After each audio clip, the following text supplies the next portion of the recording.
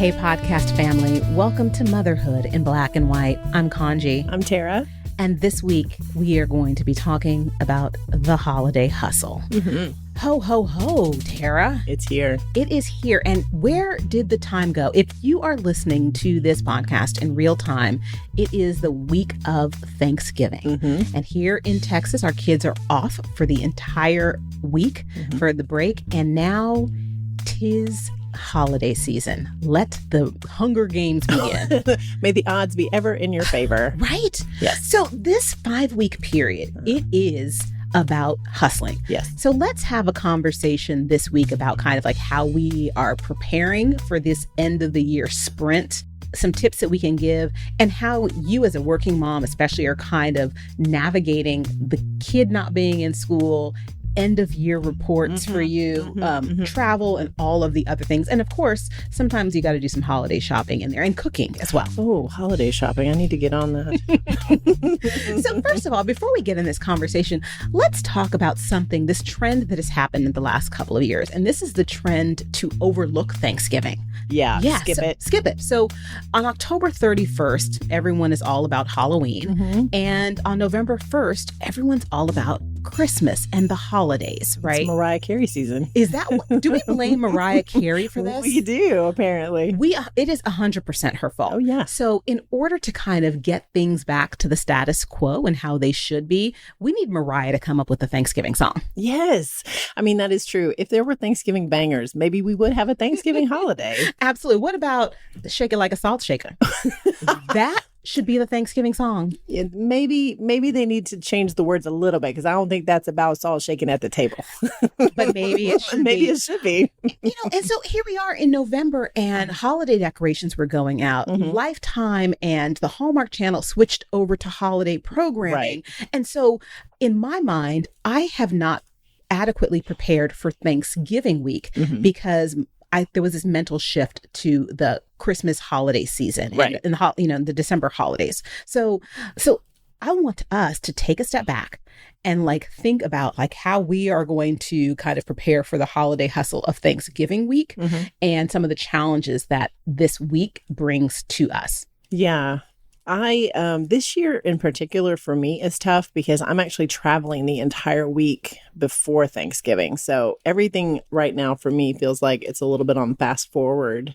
And then I always take the week of Thanksgiving off with Gage. It's one of my vacation weeks that I take. And that helps because then I know I've got some downtime to plan ahead and get some things done and kind of get geared up for it. I will be the first one to tell you, I don't do anything for Thanksgiving. So I don't cook. I'm a participant, not a hostess typically. So I don't feel a whole lot of stress about getting food or getting things planned. It's always kind of low key for me. But it's also been the last couple of years. It's when Jason's mom comes to visit. So we have guests in the house, which can be a little stressful. And she's made her plans to be here most of that week. So, I mean, there's a lot going on. It helps that I'm not working that week or not expected to work in the office that week. I'm sure I'll do something. But yeah, the stress is always a little different every year. And I think it's also different with different school districts. We are in school districts where the kids get the entire week off for the Thanksgiving holiday. I know when I was growing up, and even in a lot of school districts now, we only got off that Thursday and Friday. Right. And so there are some schools and some parents that have kids that are in school that week. And on top of dealing with the academics and school and keeping to a status quo, you have kids that are mentally already starting to check out. Oh, yes. Right. Yes. And so that's where I think for me, the biggest stress comes. It's because when you get to this point of the year, it's okay, now it's time for the winter holiday break. And I was like, no, you still have... There's weeks in there. There's finals. There's important projects. We have a whole bunch of stuff. Yeah. When they get that week off for Thanksgiving break, weather starts turning colder.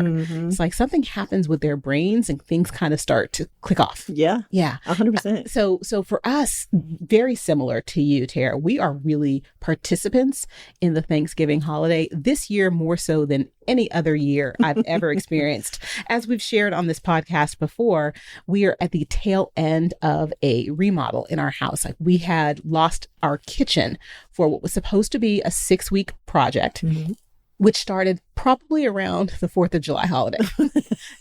I'm kidding, but close. I think it was not too far off. Yeah. I think it was Labor Day. So I think that's right. So here we are coming upon the Thanksgiving holiday, and we are just getting the use of our kitchen back. Yeah. And so because we knew that we weren't going to have a kitchen, we are not only traveling and spending the Thanksgiving holiday with friends, I've made it very clear that I'm bringing nothing and can't. Yeah. Sorry. So for Can't this, do it.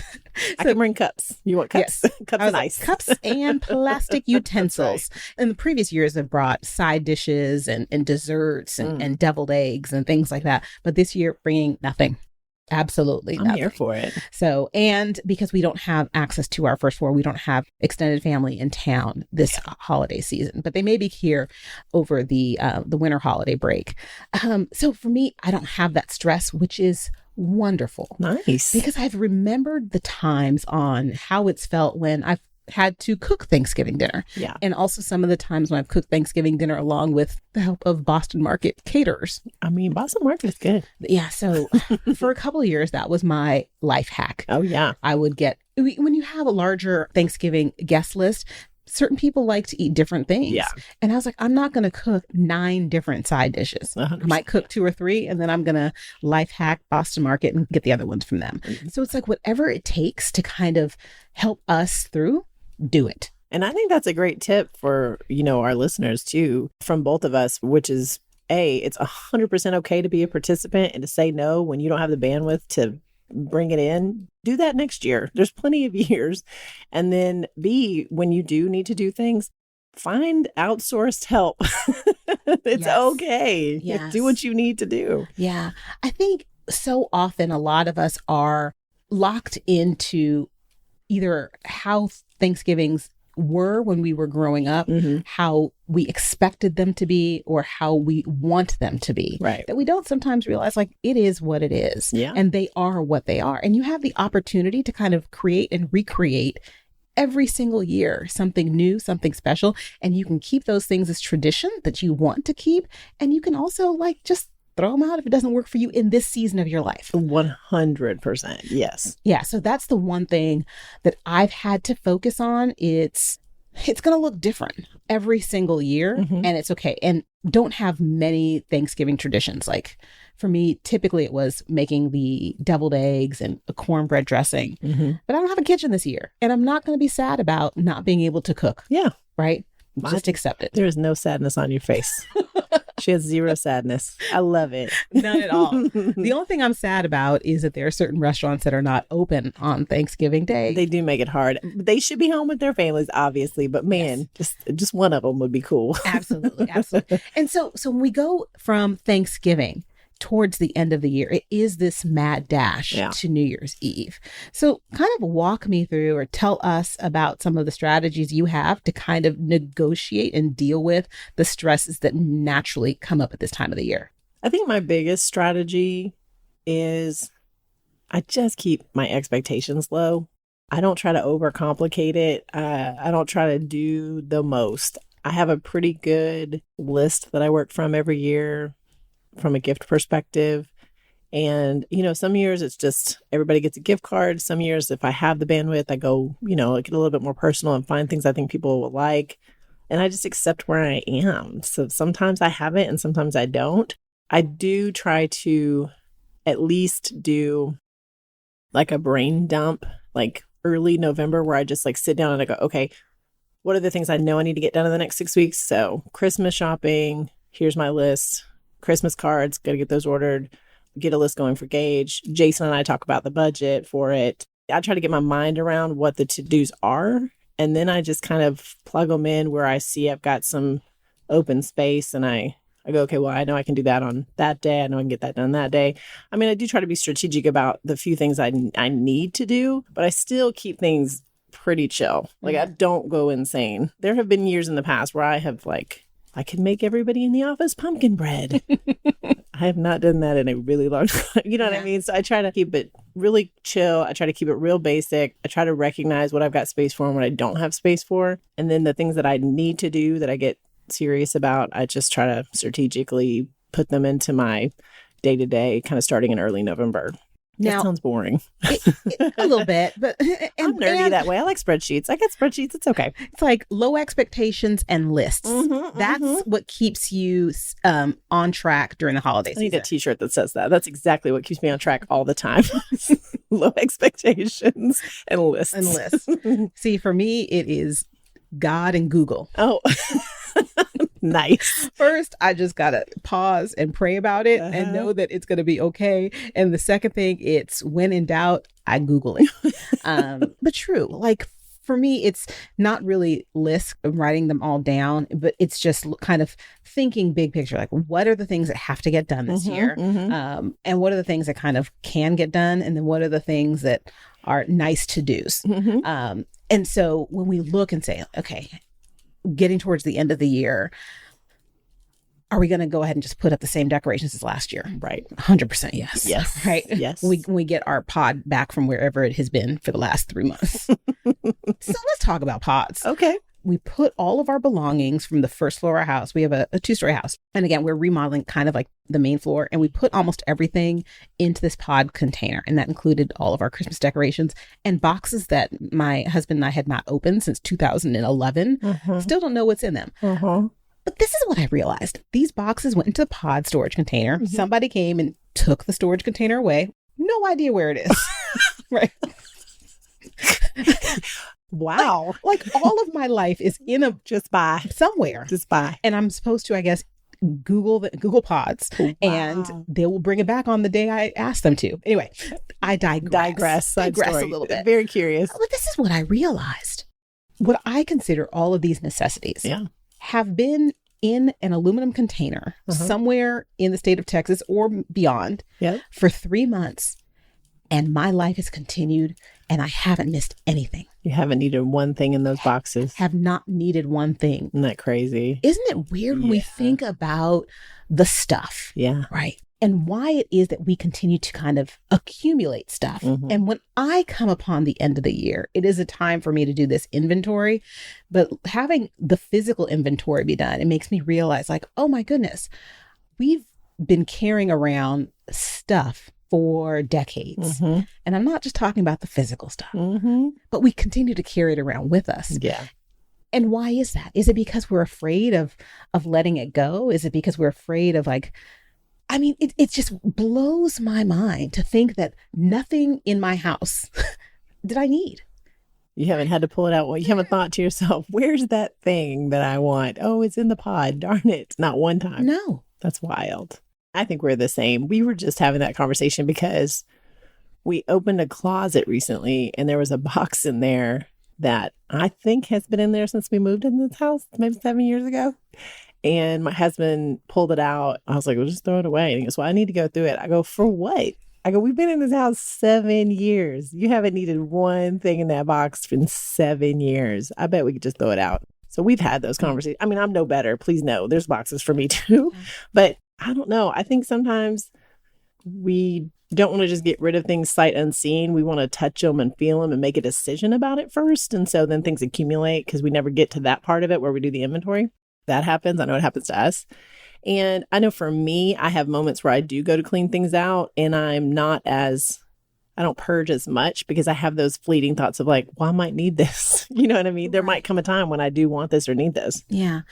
When we think about this very American tradition of collecting stuff, you know, and how it kind of amplifies over the Christmas holiday. It does. Because we show our love for people by giving them stuff. Yes. And I know that when Roman was younger, my husband and I overcompensated at Christmas by giving him all of the things every single year. Yeah. To give him kind of the Christmas that we never had or the Christmas that we wish we had had as kids. And, you know, through years of therapy, absolutely know that's what was happening, right? Yeah. Gave him all the things. And many of these things are in that pod storage container. Yes. You know, played with on December 27th and then never played with again. But I think we think like, what is this materiality that attaches to things and why is that what the season has become and kind of like how have we gotten away from it? For us, we've gotten away from it kind of by natural course because Roman is 13 now and he doesn't like toys and he doesn't need anything. Like he kind of just wants money. He just wants like a video game. So we don't have a lot of stuff that we're giving him every year. Yeah. A pair of shoes, a couple of sweatshirts, and that's kind of what's on his list this year. Yeah. But in general, I look at some of the gifts that I've been given over the years and I kind of are in these different boxes, and it makes me just question, like, what is it that we do? Like, why do we kind of give so much junk to one another, right? Yeah. It's I think it's a pretty uniquely American concept. I believe that's probably true. I mean, I can't go out on a limb and prove it with data, but I'm sure that's right. We're pretty capitalist about our things here.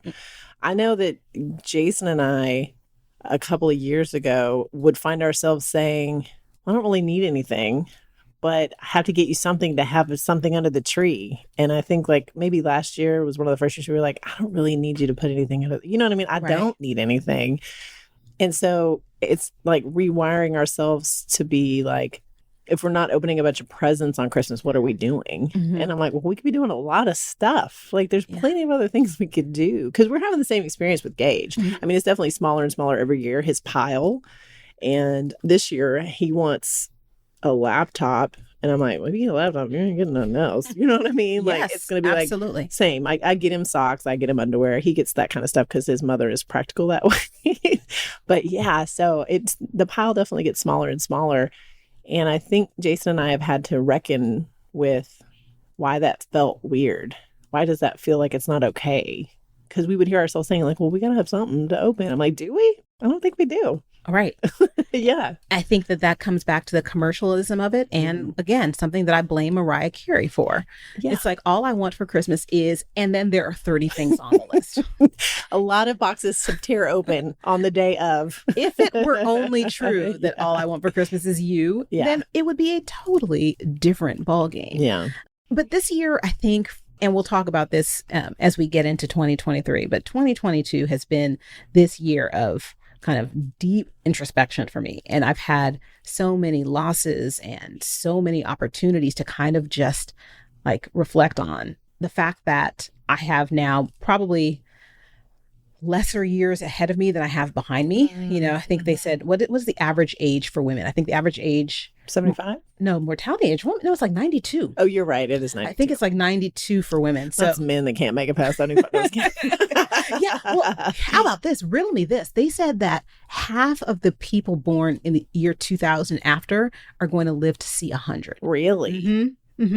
Is that just medical and technology improvements? Wow. Yeah. How the life expectancy trajectory is getting longer.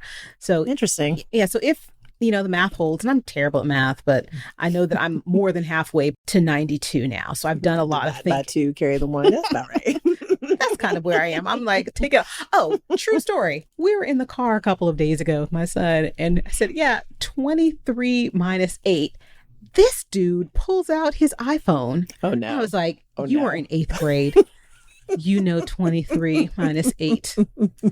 And I'm looking at him in the car, and like literally, like he is not going to use a calculator to do this simple first grade math. And he said, oh, I know it, Mom. I'm just so used to using my calculator and using my phone for everything I do.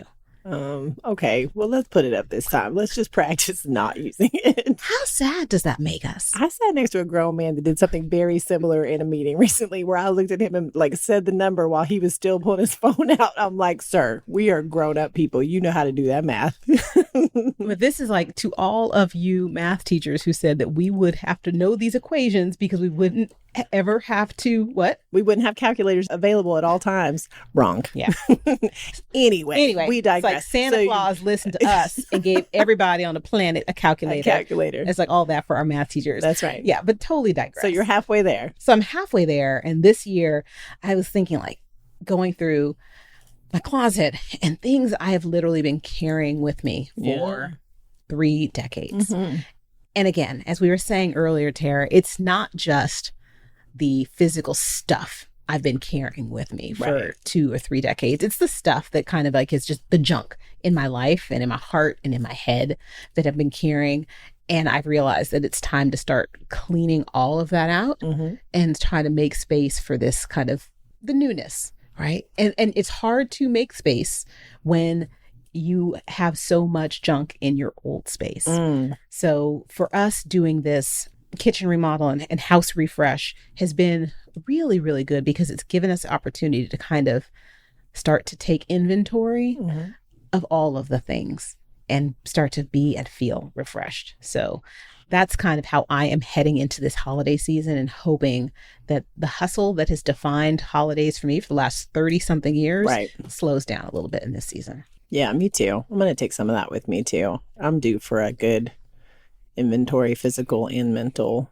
I don't know if this feels the same for you, but we talked a little bit last week about getting out and doing some stuff, kind of post-pandemic fun we're having. And it feels like, unless something else crazy, 2022, like closing the chapter, feels like we're actually turning forward and leaving that couple of years behind us, like this wild pandemic and these 2 years of uncertainty. I know we've got a lot going on out there in the world, but it does feel like a chapter just getting this year put behind us. And I want to be thoughtful about that going into the new year and not just focus on what I want to leave behind, but what it is I want in the future. Yeah. Being thoughtful and being thankful. And this Thanksgiving week, we want to make sure that we are mindful of all of the things that we have to be thankful for. So before we end, let's do a little Thanksgiving hot seat. I have a couple questions. Okay. So first of all, Tara, what is your favorite Thanksgiving side dish? Oh, it's my family calls it green rice, but it's broccoli cheese casserole, rice, broccoli, cheese whiz, cream of mushroom soup. You know, put it in the oven. It's delicious. I'm going to have to take your word for that. What's yours? Cornbread dressing. Of course. Absolutely. And it's a very close second. Right. Do you call it dressing or stuffing? Dressing. Okay, good. So see, that's why we're friends. That's right. Okay, so cornbread dressing is my favorite Thanksgiving side dish. And your favorite Thanksgiving dessert? Oh, ooh. I love buttermilk pie. Okay. I love buttermilk pie. Do you make it yourself? I haven't perfected it, so I usually eat other people's, but I have made it myself. Yes. Wonderful. I need to perfect that recipe. What about you? It's a tie between peach cobbler and sweet potato pie. Yes. Yes, classics. And neither of them I will be making this year since we still don't have a kitchen. We're going to have to find you a good one, a good substitute I can bring over. It's like podcast family. Everybody's coming over for Thanksgiving 2023. That's something right. to look forward to. And as we wrap up, something that you're thankful for this year. I am really thankful for my family and our health. It's been a scary couple of years in that respect. And I feel like in some ways, not only have we been able to stay pretty healthy and everybody's in good shape in my house, but we've also gotten a lot closer and just feeling really connected to one another. And I don't know if that would have happened without everything that's gone on, but I'm really just loving my guys right now. Yeah. What about you? Same. I am really thankful for my husband and my son and the two of them who put up with me when no one else in this world would. And I just know when I think about somehow I must have done something right in this world for God to bless me with that kind of love in my life. And I'm thankful for the healing. Yeah. I'm really thankful for the ma'am. healing. Yes, ma'am. And new opportunities. And I'm thankful for Pods Company. They are not a sponsor, but again, they are holding on to all of my life in some container. And podcast family, you will listen in the next couple of weeks because I have a date set where I have told them to bring this pod back to my driveway. So I'm curious as to how it happens. Like if I'm just going to wake up one morning and it'll just be sitting in the driveway out front. Yeah, it'll just be in the driveway. I'm looking forward to it. So we'll see. I got to know how that works. I will definitely share it with you and podcast family, you as well. I can't wait to hear. I hope that you have the opportunity, podcast family, to have your favorite Thanksgiving food, your favorite Thanksgiving dessert, and to spend this holiday with your favorite Thanksgiving people. If you are in the United States or anywhere in the world, just remember this week and every week, we all have things to be thankful for. So take a moment to recognize, reflect, and honor those things that you have to be thankful for. We are so thankful for you. Tara and I are signing off this week, but we will be back next week, same time, same place. Take really good care, podcast family.